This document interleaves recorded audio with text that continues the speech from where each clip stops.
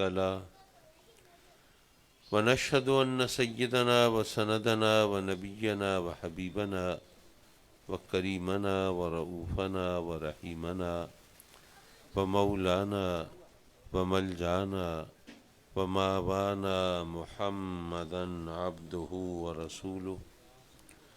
أما بعد فأعوذ بالله من الشيطان الرجيم. بسم الله الرحمن الرحيم. ومن يعظم شعائر الله فإنها من تقوى القلوب. صدق الله مولانا العلي العظيم وصدق رسوله النبي الأمين ونحن على ذلك لمن الشاهدين والشاكرين والحمد لله رب العالمين.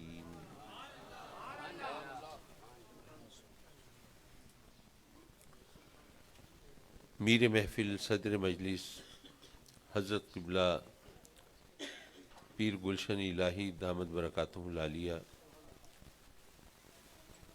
اور حضرت علامہ مولانا احمد علی صاحب سعیدی، محترم مولانا مفتی محمد شریف صاحب سعیدی، عزیزم مولانا قاری ایاز سعیدی صاحب، اور ماشاءاللہ یہاں پر تو کہکشاں کا سماں ہے، اور اگرچہ عرس مبارک کی مدت میں توسیع کی گئی لیکن اس کے باوجود رونق اسی طرح ہے الحمدللہ.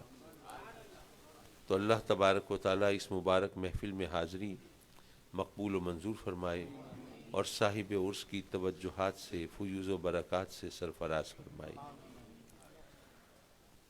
حضرات مکرم، جب رات آدھی بیت چکی ہو تو ایسے میں کسی مفصل تقریر کی داغ بیل ڈالنا قرین مصلحت نہیں ہے.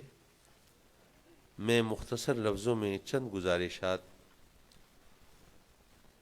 ایک تو مسئلہ یہ ہے کہ ہم نے جب سے آنکھ کھولی، جیسے اپنے والد گرامی رحمۃ اللہ علیہ کو دیکھا خطاب فرمانے آتے تھے تو پرچیاں ساتھ ہوتی تھیں، جم غفیر لگا ہوتا تھا پرچیوں کا، وہی پرانے گھسے پٹے سوال: میلاد منانا جائز، 11ویں کرنا جائز، آراس منانا جائز، پیر و فقیروں کو ماننا جائز، علم غیب کے بارے میں کیا خیال ہے، حاضر و ناظر پر آپ کا کیا عقیدہ ہے، نبی کریم نور ہیں کہ بشر ہیں. یعنی وہی سوال، وہی باتیں مسلسل بار بار دہرائی جاتی، سینکڑوں ہزاروں بار ان کے جوابات دیے جا چکے اور پھر وہی سوال سامنے آ رہے ہیں. میرا خیال ہے آج کل یہی صورتحال چلتی چلی آ رہی ہے. تو چلیے میں ایک حکایت آپ کے سامنے دہراؤں، شاید اس قسم کی صورتحال سے جان چھوٹے. کہتے ہیں کہ جنگل میں ظاہر ہے کہ جو بادشاہ تھا وہ شیر تھا، اور شیر اکیلا تو نہیں ہوتا، اس کے خاندان کے دیگر افراد بھی ہوتے ہیں. تو کوئی چیف جسٹس ہے، کوئی کسی اور عہدے پہ ہے. بہرحال ایک ینگ ٹائیگر سے، ایک نوجوان شیر سے ایک گدھے کی بحث ہو گئی کہ گھاس نیلی ہے. وہ کہنے لگا کہ گھاس نیلی ہے. ٹائیگر کہتا ہے بھئی گھاس نیلی کیسے ہو سکتی، گھاس تو سبز ہے. اب بحث ہو رہی ہے، شور مچ گیا، تکرار ہوئی اور ایک مصیبت کھڑی ہوئی. بالآخر یہ ہوا طے کہ جناب ہم چیف جسٹس کے پاس جاتے ہیں، وہاں سے فیصلہ کراتے ہیں. پہنچے چیف جسٹس کے پاس. گدھے کی آواز آپ جانتے ہیں ماشاءاللہ، اس کا کیا والیوم ہوتا ہے، کیا صورت ہوتی ہے. دور سے چیختا چلا آ رہا ہے: می لارڈ، آپ جانتے ہیں نا گھاس نیلی ہے، آپ نے دیکھی ہے نا گھاس نیلی ہوتی ہے، آپ کو پتہ ہے نا گھاس نیلی ہے. چیف جسٹس نے چیخو پکار سنی تو کہا اچھا بھائی ٹھیک ہے، تجھے اتنا یقین ہے تو گھاس نیلی ہی صحیح. گدھے نے فوراً کہا دیکھا، اب تو چیف جسٹس صاحب نے بھی کہہ دیا گھاس نیلی ہے، اب تو کوئی مسئلہ رہا ہی نہیں. می لارڈ، یہ آپ اس ٹائیگر کو سزا سنائیں، یہ کہتا ہے کہ گھاس سبز ہے. چیف جسٹس نے اس ٹائیگر کو سزا سنائی کہ 3 دن تک تم خاموش رہو گے، بولو گے نہیں، کسی سے کلام نہیں کرو گے. چیف جسٹس کا حکم ظاہر عمل درآمد ہونا ہی ہونا تھا. 3 دن کے بعد جب وہ اذن گویائی ملا اور جو ان کی سزا ختم ہوئی تو اب وہ ٹائیگر کے اندر تو بڑا حبس تھا نا. وہ گیا چیف جسٹس کے پاس: جناب آپ نے کمال کیا، مجھے سزا سنا دی، کیا دنیا نہیں جانتی کہ گھاس کا رنگ کیا ہے، نیلی ہے کہ سبز ہے؟ میں نے تو سوچا تھا میں آ رہا ہوں، اگر آپ کو فیصلہ کرنے میں ویسے مشکل ہوگی آپ گواہ طلب کر لیں گے، پوچھ لیں گے یہ ہوگا وہ ہوگا، یہاں کچھ بھی نہیں ہوا اور مجھے سزا سنا دی۔ چیف جسٹس نے کہا کہ تجھے سزا اس لیے نہیں سنائی کہ گھاس نیلی ہے یا سبز ہے۔ اب وہ ٹائیگر حیران، پھر کیوں سنائی ہے؟ اس نے کہا تجھے سزا اس لیے سنائی ہے کہ تو ٹائیگر ہو کر گدھوں کے ساتھ بحث میں الجھا ہوا ہے، اور وہ بھی اس موضوع پہ کہ گھاس نیلی ہے کہ سبز ہے۔ بس تجھے اللہ نے ایک سینسیبل جانور بنایا ہے، تجھے طاقت دی ہے، مقام دیا ہے، مرتبہ دیا ہے، تو اس کو بروئے کار لائی، جنگل کی تعمیر و ترقی میں حصہ لے اور اپنے مقام کا ادراک کر، اور تو گدھوں کے ساتھ بحث کر رہا ہے، اور وہ بھی اس موضوع پر گھاس نیلی ہے کہ سبز ہے، تو تجھے سزا ملنی چاہیے تھی۔ تو میں بھی علماء سے کہوں گا کہ اب مہربانی کریں اور گدھوں سے بحث نہ کریں اور کرم فرمائیں، اور بجائے اس کے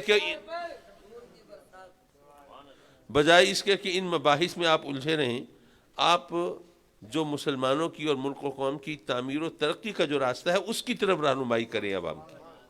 وہ اس لیے کہ دنیا میں اس وقت مسلمانوں کے خلاف جو سازشیں ہو رہی ہیں، کوئی بھی سینسیبل آدمی ان سے بے خبر نہیں ہے۔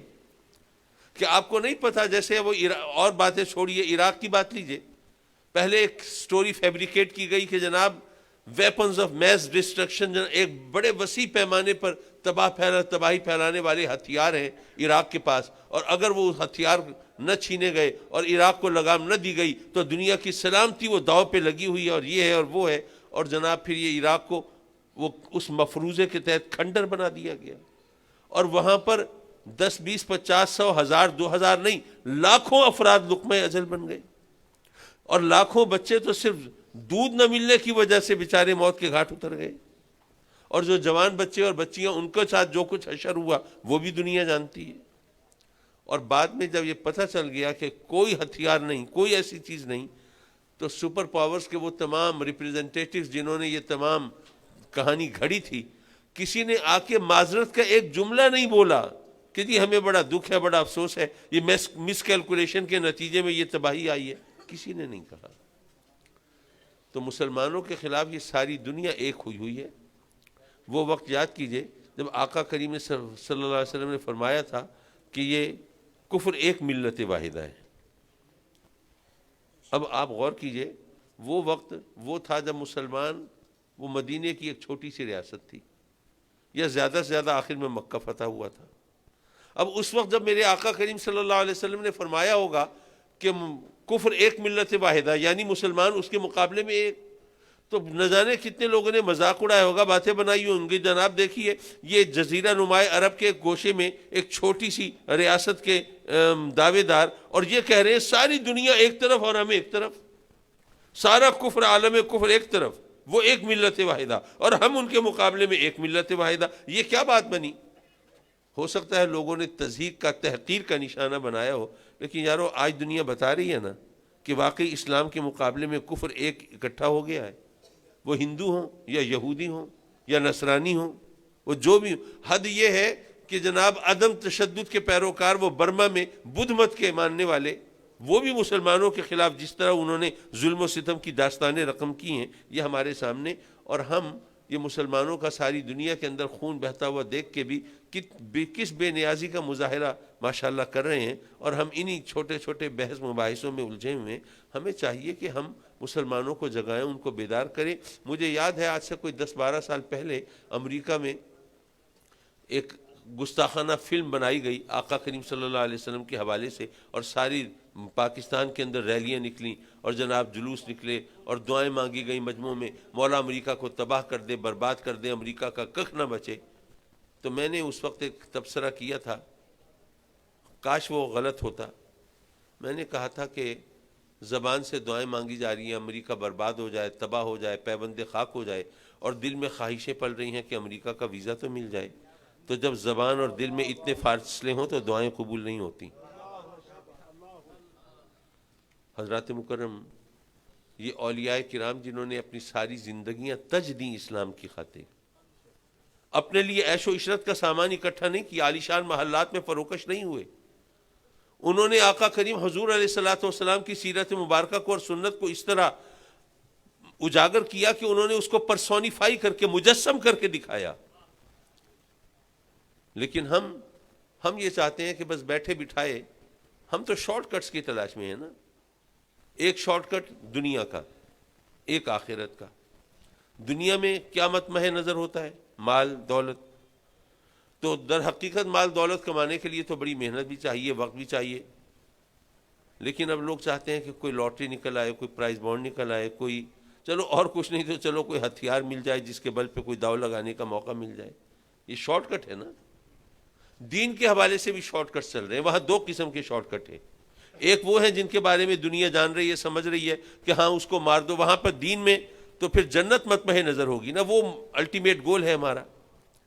تو اب وہاں جنت کے حصول کے لیے عبادت، ریاضت، نمازیں پڑھو، حلال حرام کا خیال کرو، شریعت کی پابندی کرو، جائز ناجائز کی پابندی کرو. یہ تو بڑا مشکل راستہ ہے. چھوڑو، دفع کرو، فلاں بندے کو مارو اور ٹھا کر کے جنت میں پہنچ جاؤ. ایک اور شارٹ کٹ بھی پہنچ رہا ہے، وہ ہمارے سنیوں میں ہے. وہ کیا؟ بھائی جنت میں جانا ہے، نمازیں پڑھنا، عبادت ریاضت کرنا، یہ سب کچھ کرنا ہے. کیا چکر ہے؟ میں اللہ کا ولی ہوں نا، اس کا محبوب مقبول بندہ ہوں. میرے ہاتھ میں ہاتھ دو، بس تمہیں پکڑ کے سیدھا جنت میں لے جاؤں گا. کچھ کرنے کی ضرورت ہی نہیں. معاف کیجئے، شارٹ کٹس سب یہ تباہی کا سبب ہیں. کوئی شارٹ کٹ کام نہیں آئے گا. وہاں پر وہی راستہ جو میرے آقا کریم صلی اللہ علیہ وسلم نے عمل کر کے دکھایا. آپ نے کبھی غور کیا حضور غوث پاک رضی اللہ تعالیٰ عنہ کا ذکر ہو؟ ماشاءاللہ ہم تو اہل سنت ہیں نا، ہم کرامتوں کے قائل ہیں نا، ان کے جواز کو مانتے ہیں نا. بلکہ لوگوں کو میں بعض اوقات کچھ سائنٹیفک انداز سے سمجھانے کی کوشش کرتا ہوں. لوگ کہتے ہیں جی کرامت کیا ہے، یہ سب ڈھکوسلے ہیں، فلاں فلاں. میں کہتا ہوں کہ اگر آپ کو اللہ نے بیٹا دیا، آپ چاہتے ہیں کہ بیٹا جو ہے یہ ذرا اسٹرانگ ینگ مین بنے تاکہ اپنا دفاع کر سکے اور لوگوں کے سامنے گھٹنے نہ ٹیکے، تو آپ بچے کو لے کے کسی ہیلتھ سینٹر میں پہنچے، کسی اکھاڑے میں پہنچے، کسی پہلوان کے پاس، اور اس کو کہا کہ بھائی مہربانی کریں میرے بچے کی ذرا ٹریننگ کریں، اس کی جناب تربیت کریں، اس کو ڈیولپ کریں. آپ ظاہر ہے کسی ایسے ہیلتھ کلب میں اکھاڑے میں لے کے گئے ہوں گے جس کے کوچ یا جس کے پہلوان کا بڑا چرچا ہوگا، شہرہ ہوگا. خیر جناب، اس کو آپ نے اس کے حوالے کیا. اب وہ بچے کو جو خاص غذائیں ہوتی ہیں پہلوانوں کی، وہ غذائیں کھلا رہے ہیں، ان کی ٹریننگ کر رہے ہیں، ان کو بتا رہے ہیں غذا اور ورزش کے درمیان کتنا وقت ہونا چاہیے، کون سا مسل ڈیولپ کرنا ہو تو کون سی ایکسرسائز کرنی چاہیے، کس طرح زور لگانا چاہیے. اس طرح ٹریننگ ہو رہی ہے. ماہو سال گزر رہے ہیں، بچہ ماشاءاللہ عمر کی منزلیں طے کر رہا ہے، عالم شباب کو پہنچتا ہے، وہ قوی ہیکل، قداور، شاندار جوان بنتا ہے، وہ ویٹ لفٹر، باڈی بلڈر اور ریسلر بن کے سامنے آتا ہے، اور اس کی جسمانی طاقت کو ایک عام آدمی دیکھ کے حیران رہ جاتا ہے. ایک انسان اتنا وزن بھی اٹھا سکتا ہے، یہ کیسے ممکن ہے؟ میرا سوال یہ ہے کہ انسان صرف جسم کا نام تو نہیں ہے، جسم و روح کے ملاپ سے انسان بنتا ہے نا. تو وہ انسان جو اپنے جسم کو جسمانی غذاؤں اور جسمانی ورزشوں سے غیر معمولی طاقتور بنا سکتا ہے، اگر کوئی اچھا کوچ اس کو مل جائے، تو اسی طرح کوئی اچھا روحانی پہلوان اگر مل جائے تو روحانی غذاؤں اور روحانی ورزشوں سے بندہ کیا اپنی روح کو طاقتور نہیں بنا سکتا؟ تو ہم کرامتوں کے قائل ہیں، اس کا انکار نہیں کرتے. لیکن یہاں پہ میں ایک بات کہہ رہا ہوں، اس پہ ذرا غور فرمائیے گا. پہلا سوال یہ ہے کہ آپ کی نظر میں حضور غوث پاک کا درجہ زیادہ ہے یا صحابہ کرام کا درجہ زیادہ ہے؟ ہر سنی جانتا ہے، مانتا ہے کہ صحابی کے برابر تو کوئی غیر صحابی ہو ہی نہیں سکتا. صحابی کس کو کہتے ہیں؟ جس نے اس 23 سالہ دور نبوت میں جب میرے آقا کریم روح زمین پر جلوہ فگن تھے، اس وقت ایمان اور محبت سے آقا کریم کا ایک نظر دیدار کیا اور پھر اسی ایمان کے ساتھ دنیا سے رخصت ہو گیا، وہ صحابی ہے. میرے والد گرامی خطاب کر رہے ہیں اور کہتے ہیں کوئی کروڑوں سال عبادت کرتا رہے، صحابی کے برابر نہیں ہو سکتا. مجمع سے ایک بندہ کھڑا ہوا، کہنے لگا کہ جی اتنے دنوں سے چرچا سن رہے تھے کہ وہ صاحب آئیں گے تقریر کرنے جو فلسفے اور منطق کے امام ہیں اور جو کچھ کہتے ہیں عقل کے ترازو میں تول کے کہتے ہیں، لیکن آپ نے ایسی بات کہہ دی جو عقل کے بھی خلاف ہے، شریعت کے بھی خلاف. ابا جی قبلہ حیران، کون سی بات کہہ دی؟ کہ جی آپ نے کہا کوئی کروڑوں سال عبادت کرے صحابی کے برابر نہیں ہو سکتا. عقل کے خلاف اس طرح کہ جو جتنی عبادت کرے گا اس کو ویسے ہی صلہ ملنا چاہیے، اور شریعت کے خلاف اس طرح کہ جناب آپ نے عبادت کا درجہ گھٹا دیا، دوسری چیزوں کو بڑھا دیا. ابا جی قبلہ مسکرائے، فرمایا کہ اگر ہمت ہو تو یہ سوال اللہ سے کرو کہ اس نے کروڑوں سال کی عبادت کا وہ ثواب کیوں نہیں رکھا جو اپنے محبوب کو ایک نظر دیکھنے کا رکھا ہے. تو میں کہنے کا مقصد یہ تھا کہ صحابہ کرام کا درجہ باقی سب سے، انبیاء کے بعد جو بھی مخلوق ہے ان سب سے بلند ہے، لیکن جب 11ویں شریف کی محفل ہوتی ہے تو یہ علماء کرام الحمدللہ حضور غوث پاک کی عظمت کے گن گاتے ہوئے ان کی کرامتیں بیان کرتے نہیں تھکتے، اور وہ کوئی معاذاللہ کوئی فیبریکیٹڈ سٹوریز نہیں ہیں، وہ گھڑی ہوئی داستانیں نہیں ہیں، وہ من گھڑت چیزیں نہیں ہیں، وہ ظاہر ہے اس کی اصل موجود ہے، کتابوں میں موجود ہے، سب کچھ ہے۔ لیکن میں یہ عرض کروں گا کہ ذرا حدیث کی کتابیں اٹھائیے اور تاریخ کے اوراق کھنگالیے، اور لاکھوں صحابی ہیں نا، لاکھوں صحابیوں کی ذرا کرامتیں اکٹھی کر کے مجھے بتائیے کتنی ہیں۔ علماء کرام تشریف فرمائے نا، ذرا بتائیں۔ یا ساریت الجبل، یا دریائے نیل کے نام خط، یا دو چار ایسی چیزیں ایک ہاتھ کی انگلیوں پر گنی جا سکتی ہوں گی وہ کرامتیں۔ یارو وہ لاکھوں صحابی ہیں، اور ان کا مرتبہ تمام اغواس، اقطاب، ابدال، نجبہ، نقبہ، اولیاء سب سے بلند تر ہے، لیکن ان کی کرامتوں کی وہ داستانیں نہیں ہیں۔ کیوں؟ کوئی وجہ ہوگی نا۔ ہم کرامتوں کا انکار نہیں کر رہے، میں صرف اس سبب کی طرف توجہ دلانا چاہتا ہوں۔ میں سوچ رہا تھا کہ آقا کریم صلی اللہ علیہ وسلم نے جب اعلان نبوت فرمایا تو اس وقت جن لوگوں نے کلمہ پڑھا تھا ان میں اکثریت غریب لوگوں کی تھی، بلکہ کافروں کے غلام تھے، اور اس وقت جو غلامی کا کانسیپٹ تھا آج کل تو وہ لوگ سمجھ میں نہیں آتا۔ کوئی آپ کا غلام ہے، آپ اس کا چاہیں تو ہاتھ کاٹ دیں اور ٹانگ توڑ دیں، یا اسے بھوکا پیاسا مرنے کے لیے کال کوٹری میں بند کر دیں، آپ سے کوئی پوچھ نہیں سکتا یہ کیا کر رہے ہو، میرا غلام ہے، جو چاہوں سو کروں، تم کون ہو پوچھنے والے۔ ایسے ماحول میں جب کافروں کے غلاموں نے کافروں کے خداؤں کو سجدہ کرنے سے انکار کیا ہوگا، کیا گزری ہوگی ان پہ، اور انہوں نے اپنے غلاموں کو واپس اپنے خداؤں کے سامنے جھکنے پر مجبور کرنے کے لیے کیا کیا پاپڑ نہ بیلے ہوں گے، اور کیا کیا حربے نہ آزمائے ہوں گے، اور کیا کیا ستم نہ ڈھائے ہوں گے۔ اور یہ اس کے لیے قصے کہانیاں گھڑنے کی ضرورت نہیں ہے، سب احادیث میں موجود ہے۔ حد یہ ہے کہ دہکتے ہوئے انگاروں پر لٹا دیتے تھے اپنے غلاموں کو۔ ایک انگارہ ذرا چھو جائے ہمیں کیا حال ہوتا ہے، کجا یہ کہ دہکتے ہوئے انگاروں پر لٹا دیا اور سینے پر بوجھ رکھ دیا، اٹھ نہ سکیں۔ یہ اذیت کی وہ انتہا ہے کہ آدمی جس سے بچنے کے لیے کچھ بھی کر سکتا ہے، لیکن تاریخ شاہد ہے کہ وہ تمام صحابہ کرام جنہوں نے ابتدائی اسلام میں کلمہ پڑھا ہے، ان میں ایک شخص بھی ایسا نہیں ہے جس نے اس اذیت اور تکلیف سے نجات پانے کے لیے اپنے عقیدہ کو چھوڑا ہو، ایک بھی نہیں ہے۔ میں سوچ رہا تھا، بلکہ ان صحابہ کرام نے آقا کریم کی بارگاہ میں عرض کی کہ آقا ہم تو سچے مذہب کو ماننے والے ہیں نا، سچے خدا کا کلمہ پڑھنے والے ہیں نا، سچے نبی کو تسلیم کرنے والے ہیں نا، تو پھر ہمارے ساتھ یہ کیا ہو رہا ہے؟ میرے آقا کریم نے کیا جواب دیا؟ فرمایا بڑی جلدی ہار مان لی تم نے، ورنہ اللہ کے نبیوں کے ساتھ ظلم کی یہ انتہا بھی ہوئی ہے کہ لوہے کے کنگھوں سے ان کا گوشت ان کی ہڈیوں سے اتارا گیا ہے۔ اللہ کے نبیوں کے ساتھ لوہے کے کنگھوں سے ان کا گوشت ان کی ہڈیوں سے اتارا گیا، لیکن ان کے پائے ثبات میں لغزش نہیں آئی اور انہوں نے کار نبوت کو خیر بات نہیں کہا۔ صحابہ کرام نے یہ جواب سنا تو کوئی اگر مگر نہیں، کوئی شکوہ نہیں، کوئی شکایت نہیں، اس کے اوپر کوئی بحث مباحثہ نہیں، وہ صبر و استقلال کا ایک پہاڑ بن کے کھڑے ہو گئے اور انہوں نے وہ تمام ظلم سہے، تمام سختیاں برداشت کی۔ میں سوچ رہا تھا اگر ہم ہوتے ان کی جگہ تو کیا ہوتا، کھڑے ہوتے۔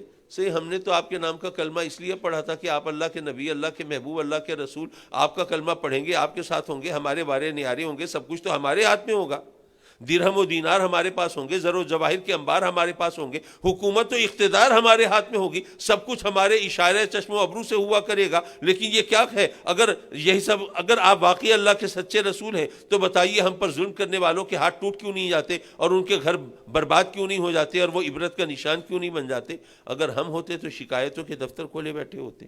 صحابہ کرام نے کوئی شکایت نہیں کی۔ کیوں؟ وہ اس لیے کہ میرے آقا کریم صلی اللہ علیہ وسلم اور صحابہ کرام رہتی دنیا تک آنے والے مسلمانوں کے لیے راہ عمل کا تعین کر رہے ہیں اور بتا رہے ہیں۔ اگر اس وقت یہ سب کچھ نہ ہوتا، میرے آقا کریم معجزوں کی صورت میں بھی تو مدد فرما سکتے تھے، صحابہ کرام کرامتوں کا ظہور بھی فرما سکتے تھے، لیکن نہیں، نہ میرے آقا کریم معجزے دکھائے ہیں، چاند کے 2 ٹکڑے بھی کیے ہیں، سورج کو الٹے پاؤں بھی پھرایا ہے، جانوروں سے سجدے بھی کرائے ہیں، پتھروں سے کلمے بھی پڑھائے ہیں، پانی کو اپنی مقدس انگلیوں سے جاری بھی کیا ہے، بادلوں کو پھاڑ کے بھی دکھایا ہے، اور درختوں کو اپنی بارگاہ میں بھی بلایا ہے، سب کچھ کیا ہے، لیکن اسلام کی ترویج و اشاعت کے لیے معجزوں سے کام نہیں لیا۔ جب اسلام کی ترویج و اشاعت کی بات آئی ہے تو زخم بھی کھائے ہیں، لہو لہان بھی ہوئے ہیں۔ دراصل میرے آقا کریم یہ بتا رہے ہیں کہ جب فرشتوں نے کہا آقا آپ پر یہ ظلم کرنے والے اگر آپ کا حکم ہو پہاڑوں میں پیس کر ہلاک کر دیا جائے۔ اچھا آپ ذرا سوچئے، ذرا ویژوالائز کیجئے اس چیز کو، اگر آقا کریم فرما دیتے ٹھیک ہے میرے دشمنوں کو پہاڑوں میں پیس کر ہلاک کر دو، تو پہاڑوں کو ہلنا پڑتا نا اپنی جگہ سے پیسنے کے لیے۔ تو جس ہستی کے دشمنوں کو پیسنے کے لیے پہاڑ اپنی جگہ سے حرکت میں آ جائیں، ذرا سوچئے دنیا کیا ان کی دشمنی کا پھر کوئی بوجھ اٹھا سکتی تھی؟ سب کلمہ پڑھ لیتے، سب مسلمان ہو جاتے۔ جب اتنی آسانی سے اسلام پھیل سکتا تھا تو آقا کریم نے کیوں نہیں فرمایا یہ ہمارے غور کرنے کی بات ہے۔ وہ اس لیے کہ اگر ایسا ہوا تھا تو لوگ اس وقت خوف اور دہشت سے مسلمان ہوتے، لیکن جس وقت میرے آقا کریم پردہ فرماتے تو ظاہر ہے کہ وہ دل سے تو مطمئن نہیں تھے، وہ جان بوجھ کر تو انہوں نے کلمہ نہیں پڑھا تھا، اور انہوں نے اطمینان قلب کے ساتھ تو یہ راستہ اختیار نہیں کیا تھا، اس لیے خوف اور دہشت کا سایہ جب ہٹتا تو سب اپنے راستوں پہ پلٹ جاتے۔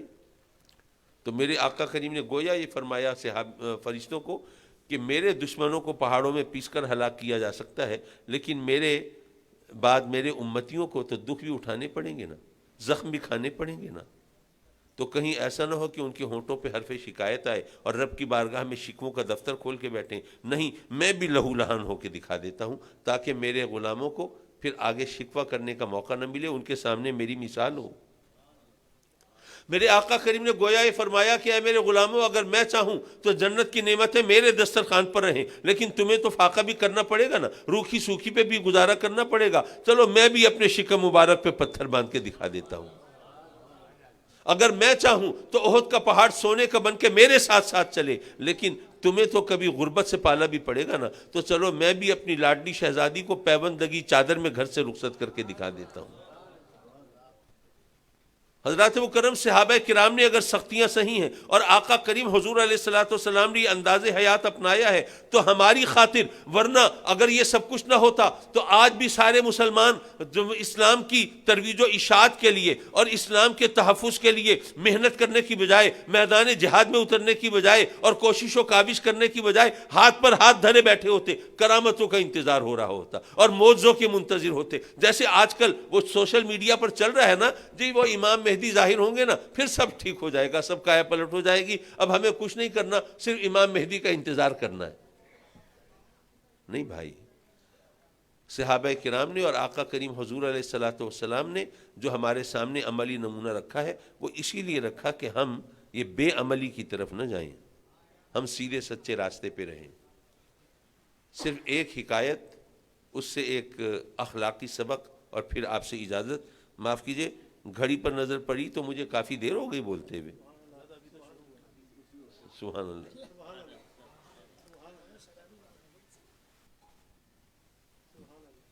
میرا خیال ہے کہ میں ذرا اپنے حال پہ بھی رحم کروں اور آپ کے حال پہ بھی رحم کروں۔ یہ جو حکایت میں سنا رہا ہوں یہ حضور محبوب الہی نظام الدین اولیاء رضی اللہ تعالیٰ عنہ نے خود تحریر فرمائی ہے۔ اس میں انہوں نے شہر کا ذکر بھی کیا جو مجھے مستحضر نہیں ہے، اس کے لیے معذرت، لیکن یہ حکایت سنانے سے پہلے ایک بات کہتا چلوں۔ ہمارے جو ینگسٹرز ہیں انہوں نے سنا تو ہے کہ سکے کھوٹے ہوتے ہیں، لیکن انہوں نے دیکھے نہیں ہیں، کیونکہ اب کوائنز ہوتے ہی نہیں، ان کے کھوٹے کھڑے ہونے کا سوال ہی نہیں۔ لیکن میری ایج گروپ کے لوگ جو ہیں ان کو یاد ہوگا کہ ہمارے بچپن میں کھوٹے سکے ہوتے تھے، جب وہ زیادہ استعمال سے ان کا چاند تارہ مٹ گیا، حکومت کا مونا گھس گیا، اب بالکل ایک وہ فلیٹ میٹل کا ٹکڑا رہ گیا، اب ظاہر ہے کھوٹا ہو گیا، اس کے ذمے اس کے بدلے کیا لیا جا سکتا ہے؟ یا اگر کچھ بچوں نے وہ سکوں کو ٹھوک پیٹ دیا، اس کے اوپر جو اصل نشان تھے ان کی حیت بگڑ گئی، شکل بگڑ گئی، کچھ اور نشان ابھر آئے، کھوٹا ہو گیا۔ خیر، حضور محبوب الہی تحریر فرماتے ہیں کہ فلاں شہر میں اللہ کے ایک محبوب بندے تھے، مقبول بندے تھے، جنہوں نے اس سے پینگیں بڑھائی تھی اور لو لگائی تھی اور اس کے قرب کے مدارج طے کیے تھے، تو وہ اپنی روزی کمانے کے لیے دال روٹی کی چھابڑی لگایا کرتے تھے۔ تو ایک دن ایسا ہوا کہ ایک نوجوان ان کے پاس گیا اور ایک کھوٹا سکہ دے کے دال روٹی مانگی۔ ان بزرگ نے وہ سکہ لوٹ پلٹ کے دیکھا، اب نوجوان سوچ رہا ہے کہ مجھے واپس دے دیں گے، بھئی یہ کھوٹا سکہ، اس کے بدلے تو سودا نہیں مل سکتا، لیکن بڑا حیران ہوا کہ اچھی طرح دیکھ بھال کے اور وہ سکہ ڈال لیا گلے میں اور دال روٹی دے دی۔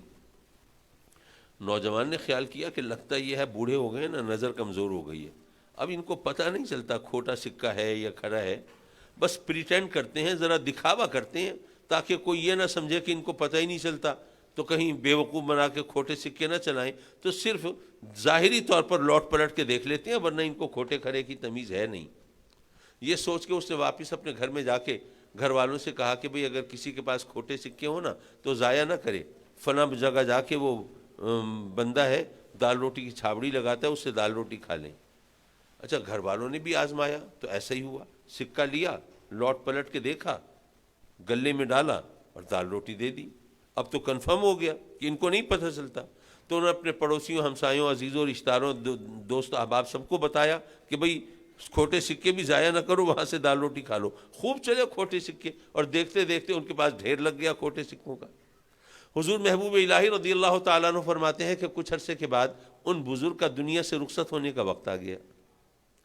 اب رب کی بارگاہ میں عرض کرتے ہیں کہ مولا تو جانتا ہے تیرے بندے میرے پاس آتے تھے کھوٹے سکے لے کے، اور میں صرف یہ سوچ کے وہ رکھ لیتا تھا اور ان کو سودا دے دیتا تھا کہ اگر میں نے ان کو ایک کھوٹا سکہ واپس کیا تو آس پاس جو لوگ کھڑے ہیں وہ ان کو شرمندہ کریں گے، تانے دیں گے۔ شرم نہیں آتی ایک بوڑھے آدمی کو دھوکہ دے کے کھوٹا سکہ چلانا چاہتے ہو؟ تو میں تیرے بندوں کو ندامت سے، شرمندگی سے بچانے کے لیے وہ کھوٹے سکے رکھ لیتا تھا، سودا دے دیتا تھا۔ مولا اب دنیا سے رخصت ہونے کا وقت آیا ہے، میری جھولی میں کچھ نمازیں بھی ہیں، روزے بھی ہیں، عبادت بھی ہے، ریاضت بھی ہے، پر مولا تجھ سے بہتر کون جانتا ہے کہ سب کھوٹے سکے ہیں۔ پر مولا اگر اس سب کے باوجود میں تیری بارگاہ میں حاضری کے خیال سے خوف زدہ نہیں ہوں، ڈرا ہوا، گھبرایا ہوا نہیں، تو صرف اس خیال سے کہ میں تو تیرا عاجز، کمزور، ناتواں بندہ، میری اوقات کیا۔ اگر میں تیرے بندوں کو ندامت سے بچانے کے لیے کھوٹے سکے لے لیتا تھا تو مولا تو بھی اپنے اس عاجز گناہگار بندے کی لاج رکھ لے گا، تو بھی اس کو ندامت سے بچانے کے لیے میدان محشر میں یہ کھوٹے سکے قبول فرما لے گا۔ حضرات مکرم، پتہ یہ چلا جو اللہ والے ہوتے ہیں ان کو اپنے زہد و تقوی پہ ناز نہیں ہوتا، اپنی عبادت پہ غرور نہیں ہوتا، اور اپنی پارسائی پہ فخر نہیں ہوتا۔ ان کو اگر بھروسہ ہوتا ہے تو اپنی عبادت پہ نہیں ہوتا، اللہ کی رحمت پہ ہوتا ہے، اور جب اللہ کی رحمت پہ بھروسہ ہوتا ہے تو اللہ بھی پھر ان کے بھروسے کو ٹوٹنے نہیں دیتا، پھر وہ جس طرح نوازتا ہے پھر وہ اپنی شان کے لائق عطا فرماتا ہے۔ حضرات مکرم، میں نے کئی بار دہرائی ہوگی بات، لیکن وہ اتنی خوبصورت بات ہے کہ ہر بار دہرانے میں کم از کم مجھے تو لطف آتا ہے۔ میرے والد گرامی رحمۃ اللہ علیہ ہمیں سمجھاتے تھے، فرماتے تھے کہ اگر کوئی کاشتکار ہے تو وہ کھیت میں فصل بوتا ہے، اور ظاہر ہے جو فصل اس نے بوئی ہے اس کو پانی بھی دیتا ہے۔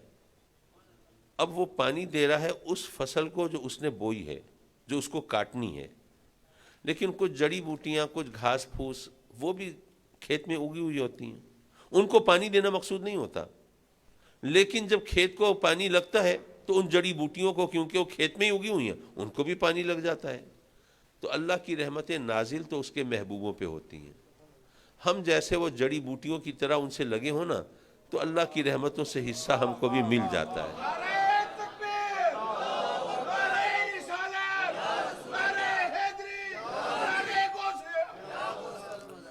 تو خوش نصیب ہیں وہ لوگ جنہوں نے اللہ والوں سے رشتے جوڑے ہوئے ہیں، دامن پکڑے ہوئے ہیں، محبتوں کو دلوں میں جگہ دی ہوئی ہے۔ تو ان محبتوں کے صدقے میں توقع ہے اس کی رحمت سے اور بزرگوں کی شفقت سے کہ وہ بھی ہمیں مایوس نہیں چھوڑیں گے، اور رب کائنات ہمیں اپنی رحمتوں سے محروم نہیں فرمائے گا۔ وآخر دعوانا ان الحمد للہ رب العالمین۔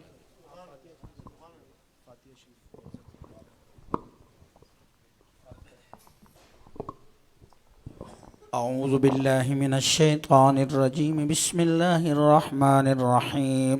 لقد جاءکم رسول من انفسکم عزیز علیہ ما عنتم حریص علیکم بالمؤمنین رؤوف رحیم۔ فإن تولوا فقل حسبی اللہ لا الہ الا هو عليه توكلت وهو رب العرش العظيم بسم الله الرحمن الرحيم قل هو الله أحد الله الصمد لم يلد ولم يولد ولم يكن له كفوا أحد بسم الله الرحمن الرحيم قل هو الله أحد الله الصمد لم يلد ولم يولد ولم يكن له كفوا أحد قل هو الله أحد الله الصمد لم يلد ولم يولد ولم يكن له كفوا أحد بسم الله الرحمن الرحيم قل أعوذ برب الفلق من شر ما خلق ومن شر غاسق إذا وقب ومن شر النفاثات في العقد ومن شر حاسد إذا حسد بسم الله الرحمن الرحيم قل أعوذ برب الناس ملك الناس إله الناس من شر الوسواس الخناس الذي يوسوس في صدور الناس من الجنة والناس بسم الله الرحمن الرحيم الحمد لله رب العالمين الرحمن الرحيم مالك يوم الدين إياك نعبد وإياك نستعين اهدنا الصراط المستقيم صراط الذين أنعمت عليهم غير المغضوب عليهم ولا الضالين بسم الله الرحمن الرحيم ألف لام ميم ذلك الكتاب لا ريب فيه هدى للمتقين الذين يؤمنون بالغيب ويقيمون الصلاة ومما رزقناهم ينفقون والذين يؤمنون بما أنزل إليك وما أنزل من قبلك وبالآخرة هم يوقنون أولئك على هدى من ربهم وأولئك هم المفلحون إن رحمة الله قريب من المحسنين دعواهم فيها سبحانك اللهم وتحيتهم فيها سلام وآخر دعواهم أن الحمد لله رب العالمين وما أرسلناك إلا رحمة للعالمين ما كان محمد أبا أحد من رجالكم ولكن رسول الله وخاتم النبيين وكان الله بكل شيء عليما إن الله وملائكته يصلون على النبي يا أيها الذين آمنوا صلوا عليه وسلموا تسليما اللهم صل على سيدنا ومولانا محمد معدن الجود والكرم وآله وأصحابه وبارك وسلم صلاة وسلاما عليك يا رسول الله سبحان ربك رب العزة عما يصفون وسلام على المرسلين والحمد لله رب العالمين اللهم صل على سيدنا مولانا محمد معدن الجود والكرم وآله بارك وسلم پڑھیے لا الہ الا اللہ محمد رسول اللہ صلی اللہ علیہ وسلم پڑھیے لا الہ الا اللہ لا الہ الا اللہ لا الہ الا اللہ لا الہ الا اللہ لا الہ الا اللہ لا الہ الا اللہ لا الہ الا اللہ لا الہ الا اللہ لا الہ الا اللہ لا الہ الا اللہ لا الہ الا اللہ لا الہ الا اللہ لا الہ الا اللہ محمد رسول اللہ صلی اللہ علیہ وسلم لا الہ الا اللہ محمد رسول اللہ صلی اللہ علیہ وسلم لا الہ الا اللہ الا اللہ الا اللہ الا اللہ الا اللہ الا اللہ الا اللہ الا اللہ الا اللہ الا اللہ الا اللہ الا اللہ الا اللہ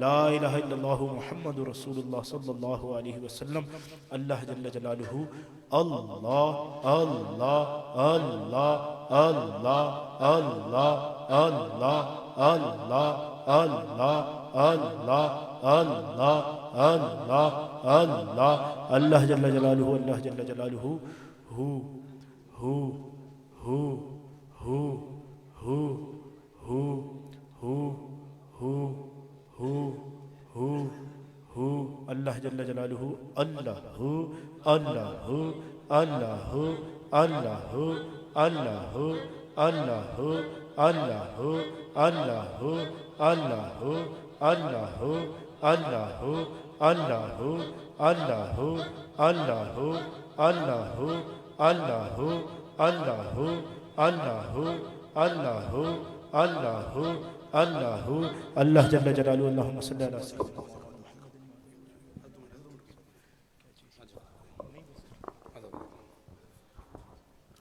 دو منٹ کے لیے دعا حضرت کی ہونی ہے.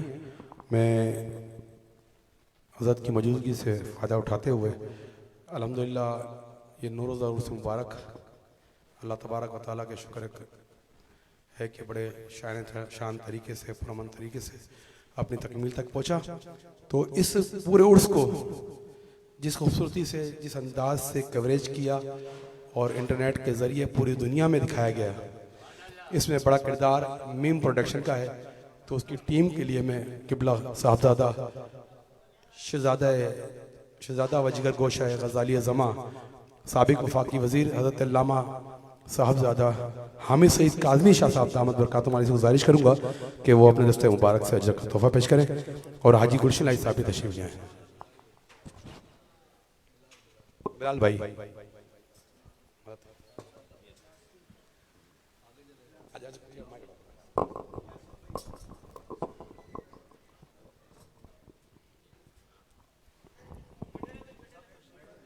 یاسین بھائی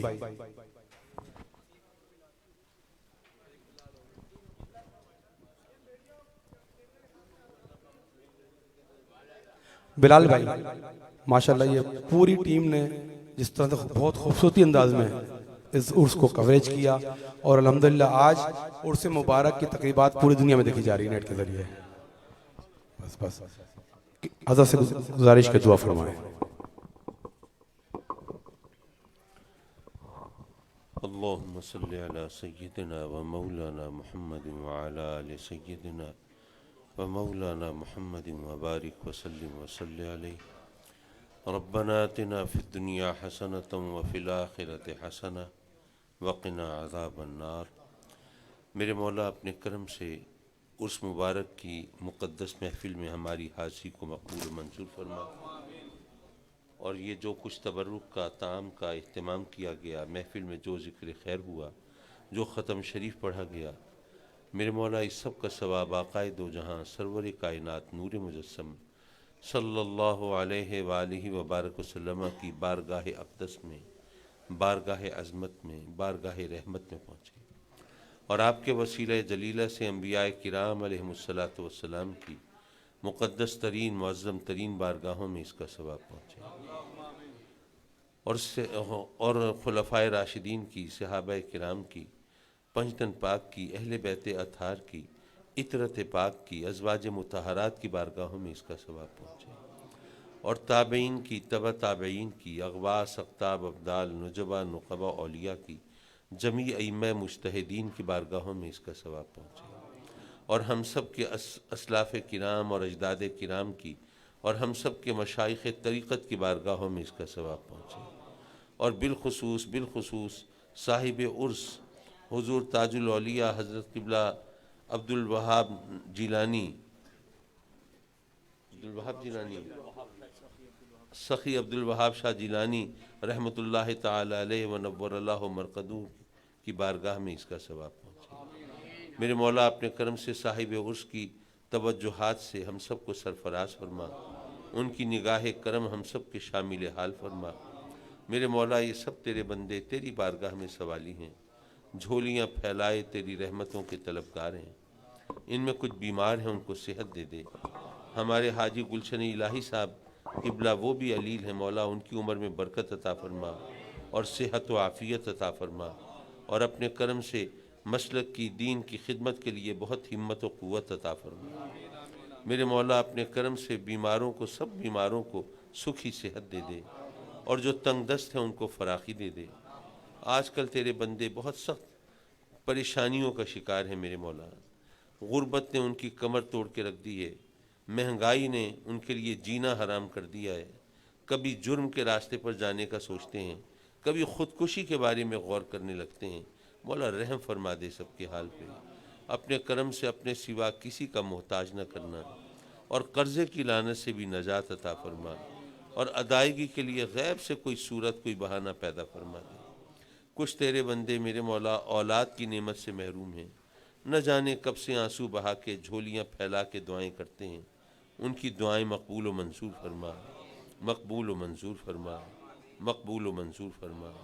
اور جن کو تو نے اپنے کرم سے اولاد دی ہے مولا انہیں اولاد کے دکھ سے بچا، ہمارے بچوں کو ہمارے خوابوں کی تعبیر بنا دے، ہمارے لیے عزت و راحت کا سامان بنا دے۔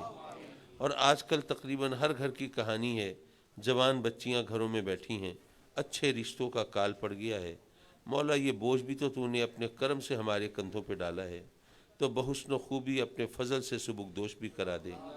ہمارے بچے بچیاں اپنے گھروں میں آباد ہوں میرے مولا، اور تیری رحمتوں کی چھاؤں میں پھلے پھولے مولا، اور ان کی بہاریں دیکھنا نصیب فرما۔ مولا ہم سب کو نیکیوں کی توفیق دے، نیک راستوں پر استقامت دے، برے کاموں سے بچا، بری سوچوں سے بچا، اور بری صحبت سے بچا میرے مولا۔ ہم جن بزرگوں کا نام لیتے ہیں اور جن سے محبت و عقیدت کے دعوے کرتے ہیں مولا ان کے نقش قدم پر چلنے کی توفیق عطا فرما میرے مولا، ان کی توجہات سے بھی سرفراز فرما، ہم سب کو اپنی رحمتوں سے نواز دے اور اپنی پکڑ سے بچا لے، اپنے قہر و غضب سے محفوظ فرما لے مولا۔ ہمارے وطن کی حفاظت فرما، پاکستان کو اسلام کا قلعہ بنا دے، ہمارے حکمرانوں کو عقل سلیم عطا فرما، ہمارے عوام کو شعور عطا فرما، صحیح اور غلط میں تمیز کی توفیق عطا فرما میرے مولا۔ اپنے کرم سے پاکستان کو ترقی و استحکام کے راستے پر گامزن فرما دے۔ آمین آمین آمین یا رب العالمین، وصلی اللہ تعالی علی خیر خلقہ و نور عرشہ محمد وآلہ وصحبہ اجمعین آمین برحمتہ۔ ثاقب صاحب کے والد علیل ہیں مولا، اپنے کرم سے ان کو صحت دے دے، شفا دے دے اپنے کرم سے، اور ہمارے کچھ بزرگ دنیا سے رخصت ہوئے ان کو اپنے جوار رحمت میں جگہ عطا فرما۔ ہمارے مفتی شریف صاحب کے والد بھی دنیا سے پردہ کر گئے، اپنے کرم سے ان کی بھی مغفرت فرما، ان کی قبر کو بھی جنت کا باغ بنا میرے مولا۔ آمین آمین آمین یا رب العالمین بحرمت آمین آمین۔ اللہ تعالیٰ آئندہ سال بھی یہ عرس کی محفل اسی طرح سجی رہے میرے مولا، اور ہم جھولیاں پھیلائے تیری بارگاہ میں حاضر رہیں میرے مولا۔ آمین بحرمت نبی لا الہ الا اللہ۔